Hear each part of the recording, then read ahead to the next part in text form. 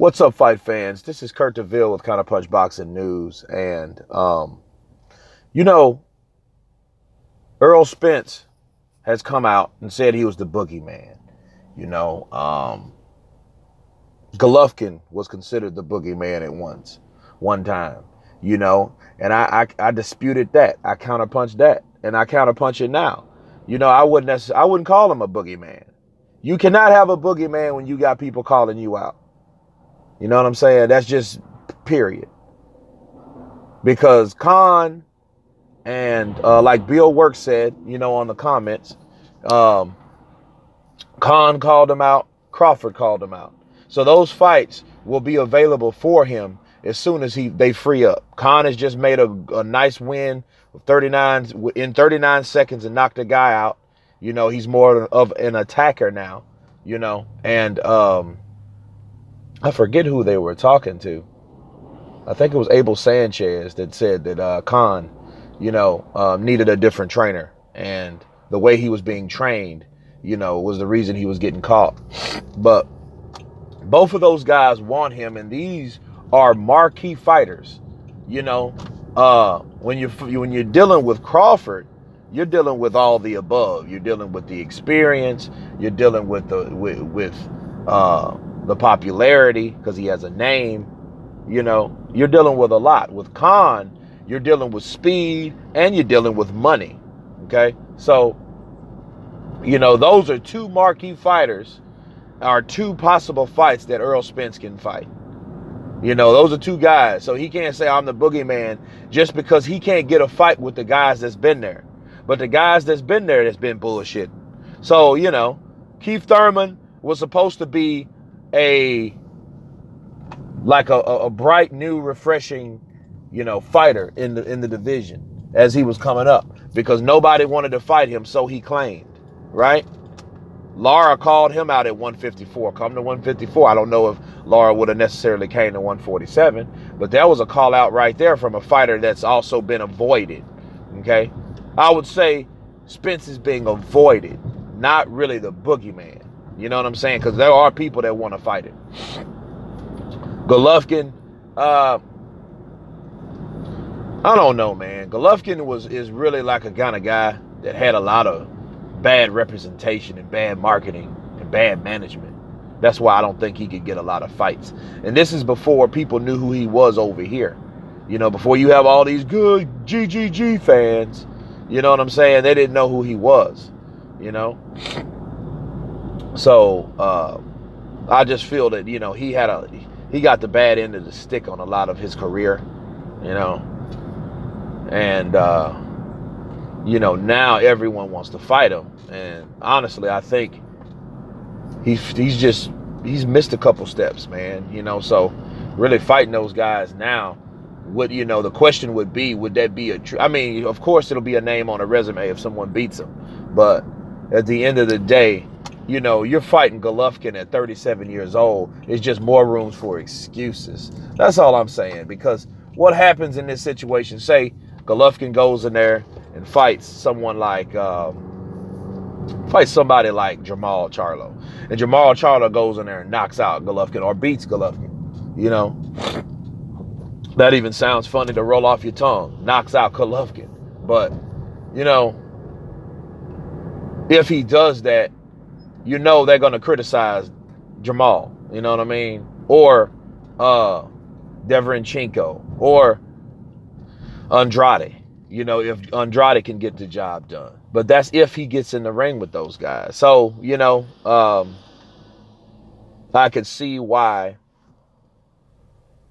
So, you know, to a certain degree, you know, for that reason, I can see why, you know, they pick guys like Vanes Martirosyan. But, you know, you're in the fight game, you know, young or old, past your prime, in your prime, it doesn't matter. You're in the fight game now, you know, and when you're fighting the top guys, that's what you have to do. You have to fight the top guys. But no, I mean, I think Golovkin, you know, started getting, it's like an actor that was good but never got the roles until he got old. You know what I mean? But unfortunately, you know, well, fortunately in acting you can do that, but when you're in the fight game, you have to be physically fit, mentally sound, you know, and everything on point, well conditioned, well trained. You have to have a lot of key performance indicators to keep you in a fight with the top elite hungry guys. You know what I'm saying? So, but no, I mean, even Golovkin though had people calling them out. You know, again, Lara called out Golovkin. How true is it? You know what I mean? Hey, it was enough for him to go on Twitter and call him out. You know, and then this was the time when Golovkin was trying to seal the deal with Canelo. You know, what better way to fight, to fight a guy that a lot of people felt, such including myself, that Lara beat Canelo. So that would have been the best fight that he could possibly do then, instead of fight someone like Kell Brook, which Kell Brook was coming from 147. Okay, so he got a lot of flack from that because he fought a guy coming up from 147, and you know, what is that, 13 pounds north to fight you when you could have fought someone at 154 that only had it 2 losses and both of his losses disputed. You know what I'm saying? So, you know, a lot of things you question with people, they say, oh, I'm the boogeyman, but you know, I question that, man. I don't really think they should be really using that, you know, using that title, because you will always have somebody that's calling you out, and both of these fighters had fighters that are calling them out. You know, Spence with 2 that I know of, and Golovkin definitely had Lara calling him out. You know, now the question is, are they calling out Golovkin because they've sensed that he's missed a step or two? You know, I know they definitely know, well, hey, I can hit this guy, you know, and I wonder what my punch can do, you know, because that's what Danny Jacobs thought. Danny Jacobs was like, okay, you know, if I was in the ring instead of Kell Brook, because Kell Brook got some good shots off when he did fight Golovkin. Uppercuts, straight rights, you know, these were good shots that he landed, you know, but it didn't seem to faze Golovkin. But Danny Jacobs put himself in that ring at that time and thought, well, what if I hit him with those same punches? Well, guess what?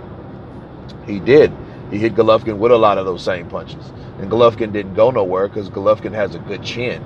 You know, that's a lot of things that makes Golovkin dangerous. But you take the same fighter that presses forward, okay, and adds 2 years to him out of his prime, or farther out of his prime, should I say, because I think Golovkin's out of his prime anyway. You know, I think you know, when he was fighting guys, I guess just to keep him busy, you know, he was in his prime then. That's why he looked so impressive. Okay, so I think when you add 2 years to him, how would he be? Like, where would he, you know, would that chin be a handicap for him? Because a lot of things that are your strengths could also become your weaknesses. Think about it. Golovkin has a good chin, right? Well, if he's no longer the attacking pressure fighter like he is, and he's out of his prime, but he's still fighting, and a guy that isn't attacking him, that has some good power, but he can take that power, you know, you wouldn't want Golovkin to turn into a punching bag over time. And a lot of people are thinking to themselves like, this guy talking on this video, why is he saying this about Golovkin? He's nowhere near that point. But I will tell you, boxing has an expiration date on it for everyone, anybody and everybody. So you might, when you see this video, you remember, hey, man, this guy did say this, you know, about Golovkin. Yeah, he has a strong chin, but that same chin could just allow him to go in there and take more punishment after punishment the older he gets, if he continues fighting. That's why I did a video about Golovkin just simply retiring and save face. You know, I mean, you know, hey, Chavez never fought Duran. Duran fought a lot of people, but Chavez was he had a situation like that. That's why I think that Chavez likes Golovkin, you know, because of course the Mexican style or whatever, but they had similar careers if you think about it. You know, Chavez Sr., you know, fought a lot of guys and beat a lot of guys that you never heard of in Mexico. You know what I'm saying? Let's face it. And then when he started to come to the States, you know, then he was finally tested. He was finally tested. And then unfortunately, I think one of his best tests was when he was past his prime, when he fought De La Hoya. And he was no longer strong enough or sharp enough to beat De La Hoya, like he dropped him in sparring. See, that was a prime Chavez, or a Chavez that was more polished when he sparred De La Hoya. And De La Hoya couldn't take the punching power. You know what I mean? So, but by the time they fought, clearly that was a different day and another time, right? So, but Golovkin, you know, and Spence, both of these guys claim to be boogeymen. You know what I mean? Golovkin was a boogeyman, I would say, except the exception of Lara. And then, you know, you got to question the legitimacy of that call out, you know, because there was no contract signed. I know all the deals about it before people get on this channel. Oh, he never had a contract signed. He was just running his mouth on Twitter. You know what I mean? But Golovkin, the Golovkin team decided not to fight him. So there was no need to sign up a contract, okay? They weren't interested in fighting him, you know? So, but I mean, other than that, nobody wanted to fight him. Not Billy Joe, no one, bro. No one wanted to fight Golovkin, you know. And you know, and until Kell Brook went up there and showed that he can be hit, that hey, there's a possibility you might not knock him out, but you could outpoint him, you could out hustle him, maybe. You know what I mean? So that idea stuck in people's mind, and then here comes Danny Jacobs, because look, you think about it. Jacobs was there, Quillen was there, Chris Eubank Jr. was there. You know, David Lemieux stepped up to the bat. You know, he stepped up, right? But, I mean, somebody had to. But none of those other fighters wanted any of a Golovkin. So, you know, you take that for like a grain of salt. Now, Spence, now he had his own guys that do duck him. You know, he is avoided, but he's not a boogeyman. You know, Porter don't want none. Keith Thurman didn't want none. Garcia, he don't want none. You know what I mean? Those guys are just fighting amongst themselves on who fights each other next. You know, those guys are trying to, what they're trying to do, they're trying to be the next Trinidad De La Hoya Vargas, right? The only problem with that is, you know, or, you know, like Sugar Ray, Hearn, and Duran, okay? They're trying to be that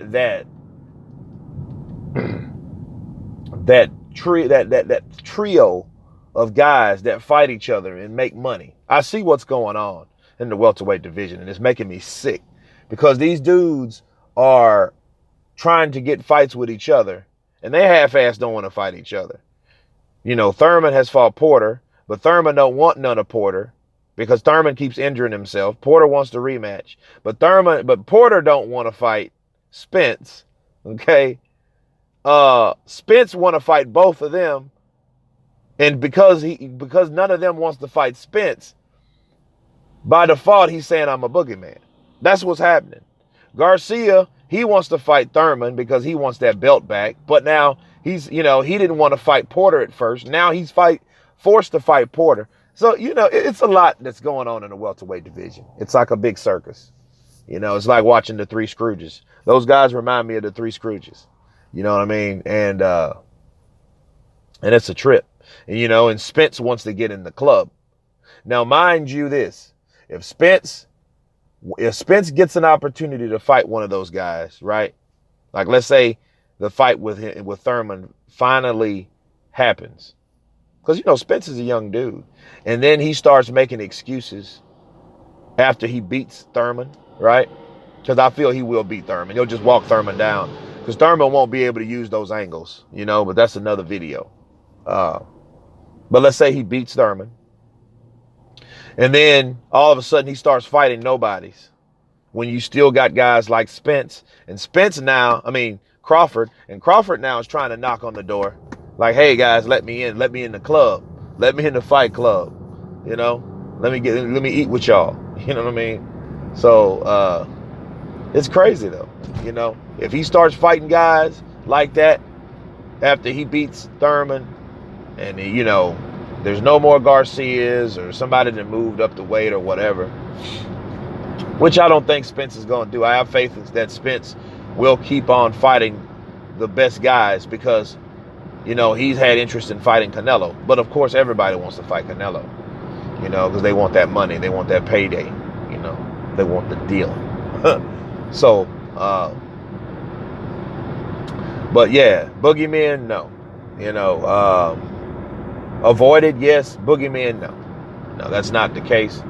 You know, Golovkin was once a boogeyman. Now he's soon to be an old man, you know, and I think he needs to fight all the better competition that he can. That's my opinion, you know. So anyway, you guys tell me what you think about it and about the boogeymen versus, you know, avoided men. And you guys been counterpunched. Peace.